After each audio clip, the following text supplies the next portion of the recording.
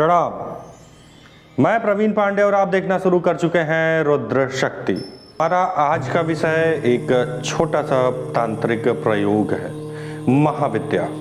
अब इसमें बहुत सारी कंफ्यूजन है। सबसे पहले आप इसकी किताब को देख लीजिए, महाविद्या। इस पर लिखा होगा सप्रयोग महाविद्या। किसी भी प्रकाशक की हो सकती है। मैं किसी बुक को पब्लिश या प्रमोट नहीं कर रहा हूँ। मेरा उद्देश्य केवल भ्रम को मिटाना है। क्योंकि बहुत से लोगों के मन में मैं पिछले बहुत सारी वीडियो बनाया था महाविद्या पे, छोटी छोटी वीडियो बनाया था, तो बहुत सा भ्रम व्याप्त है कि ये 10 महाविद्या हैं, कैसे होगा, क्या होगा। तो आज इस वीडियो में हम इस पे भी चर्चा करेंगे। इसके अलावा हम बात करेंगे कि महाविद्या प्रयोग किन किन सिचुएशन में आपको करवाना चाहिए। इसके अलावा हम ये भी बात करेंगे कि किन पूजाओं का कॉम्बिनेशन इसके साथ में बहुत लाभप्रद होता है।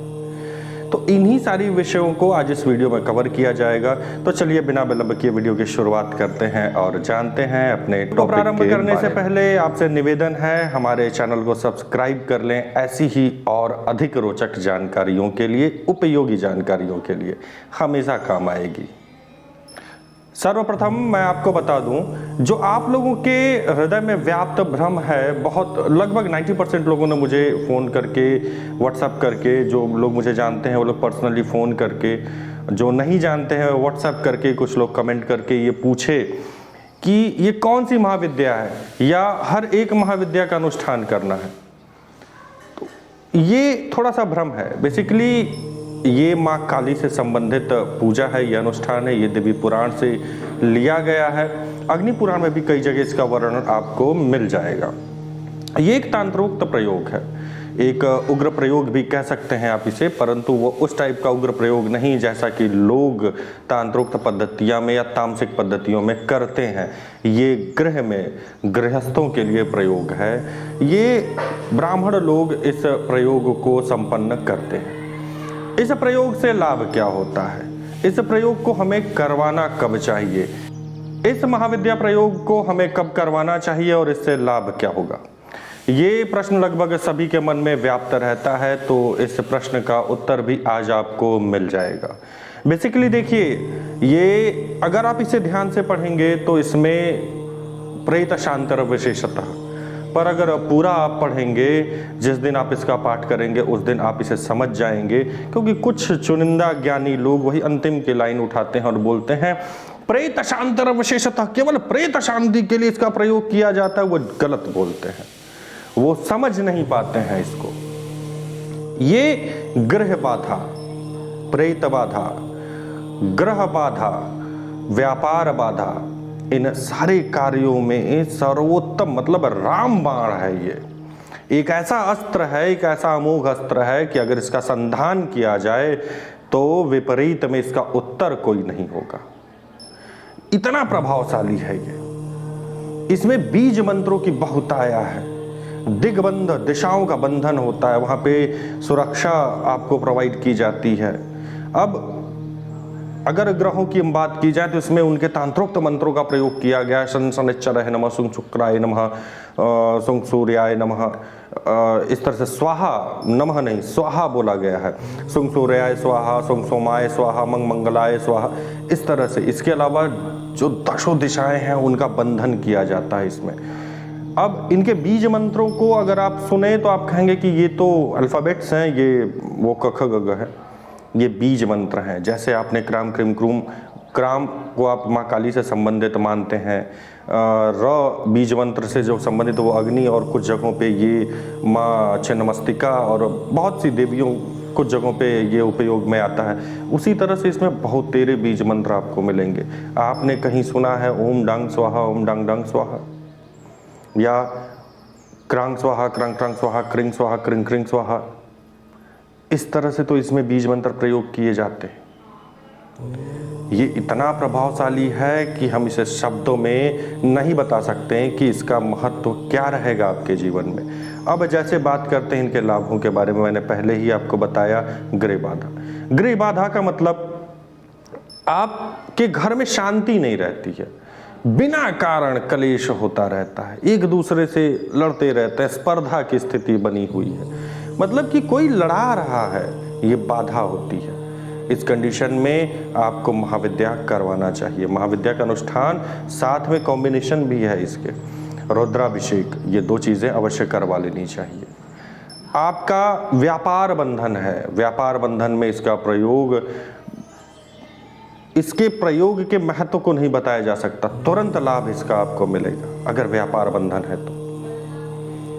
साथ ही साथ अब जैसे आपको ये लगे कि कुछ दिनों से ऐसा हो रहा है कि मन बड़ा विचलित रह रहा है, बाहर जा रहे हैं, फर्जी के क्लेश हो जा रहे हैं, उस कंडीशन में भी आपको महाविद्या का अनुष्ठान करवाना चाहिए, क्योंकि ये छोटी बात नहीं है। यहीं से शुरुआत होती है।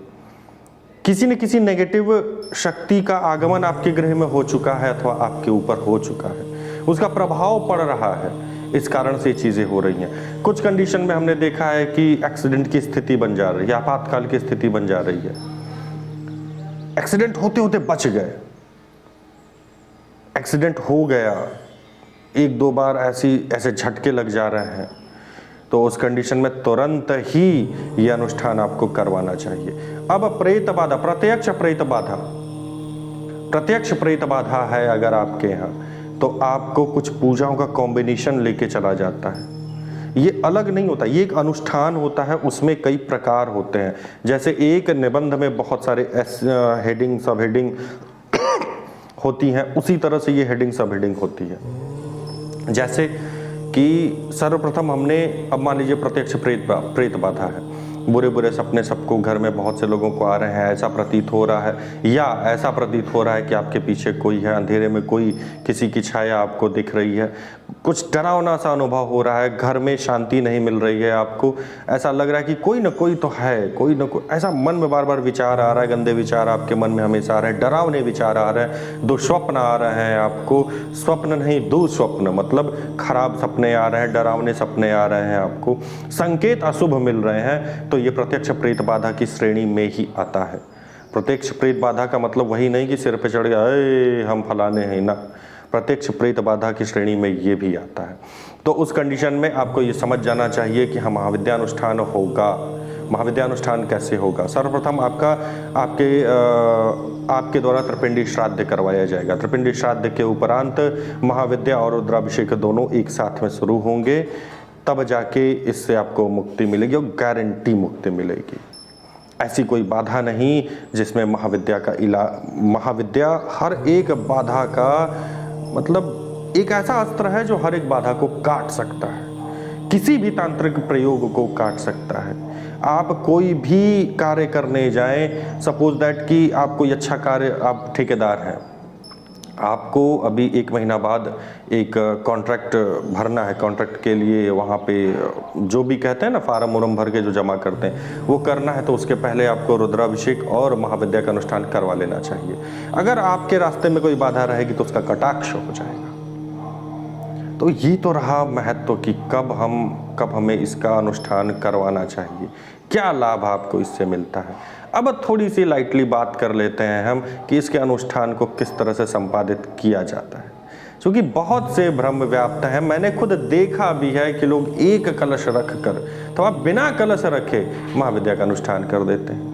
2 कलश रख दिए और कहे कि वृहद रूप में, संपूर्ण रूप में हम कर रहे हैं। भैया, इसमें आप बहुतेरे कलश रख सकते हैं, 10 दिक्पाल के 10 कलश रख सकते हैं, और वरुण देवता का अलग कलश, माँ काली का अलग कलश, शिव जी का अलग कलश, इन सब के अलग अलग कलश आप रख सकते हैं। पर अनिवार्य होता है कम से कम 2 कलश हो, कम से कम, नहीं तो 5 कलश की स्थापना की जाती है। इसमें अगर वृहद रूप में किया जा रहा है तो यंत्र का निर्माण भी किया जाता है। कम से कम 5 वृहद रूप में 5 ब्राह्मणों की आवश्यकता पड़ती है इसके अनुष्ठान में, इसके जाप में। इसके हवन की अगर हम बात करें तो हवन में बहुत सी अलग अलग संविधाओं का अलग अलग बीज मंत्रों पे प्रयोग किया जाता है। कुछ एक कंडीशन में तिन्नी के चावल से बनी हुआ, तिन्नी के चावल से हवन किया जाता है। कुछ एक कंडीशन तिन्नी के चावल के खीर से हवन किया जाता है। कुछ एक ऐसी कंडीशन आती है जब मौसमी फलों को घी में सशक्त करके, मतलब डुबो के या शहद में डुबो के किया जाता है। कुछ एक ऐसी कंडीशन आती है जिसमें हरे ताली का थोड़ी सी जहरीला पदार्थ होता है, उसके द्वारा किया जाता है। तो ये डिपेंड करता है कि किस तरह का प्रयोग हम कर रहे हैं, हमारी प्रॉब्लम क्या है, उस बिहाव पे इसमें इलाज होता है, उस बिहाव पे इस पे हवन होता है। मतलब इसका एक एक पार्ट बड़ा इंपॉर्टेंट होता है।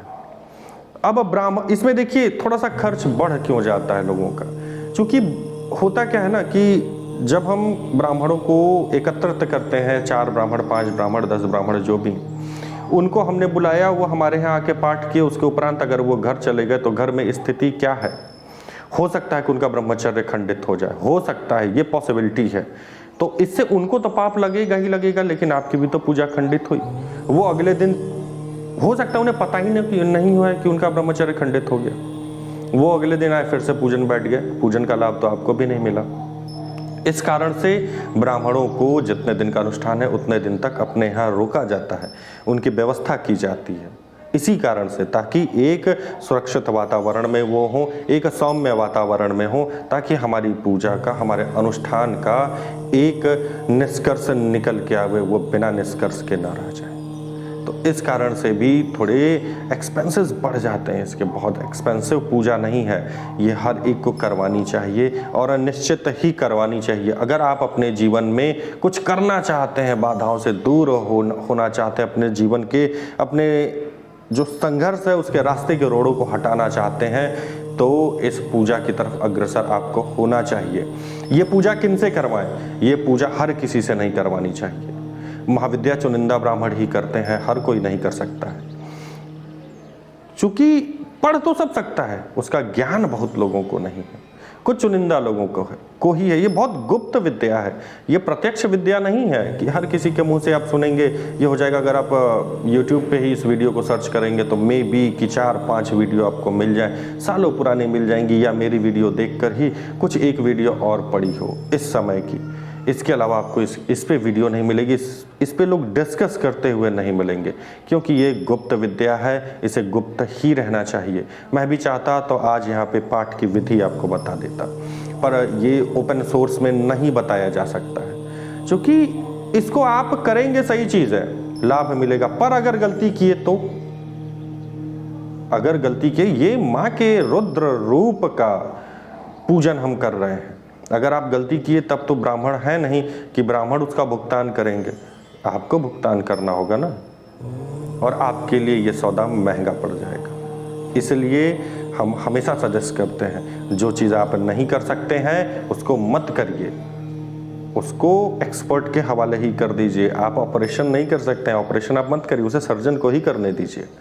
सो मुझे लगता है कि आज के लिए बस इतना ही, मिलेंगे फिर किसी अगली वीडियो में। हाँ, एक चीज़ और मैं आपको बोल दूं कि अगर आपको महाविद्या करवानी होगी तो पहले अपने आसपास ब्राह्मणों से चर्चा करिएगा। अगर वहाँ कोई सक्षम ब्राह्मण आपको मिल जा रहा है तो ठीक है, नहीं मिलता है तब आप हमसे संपर्क करिएगा। डिस्प्ले पे तो हमारा व्हाट्सएप नंबर है ही, कमेंट बॉक्स में भी आप अपने क्वेश्चंस को पुट कर सकते हैं। आज के लिए इतना ही, मिलते हैं फिर अगली वीडियो में, तब तक के लिए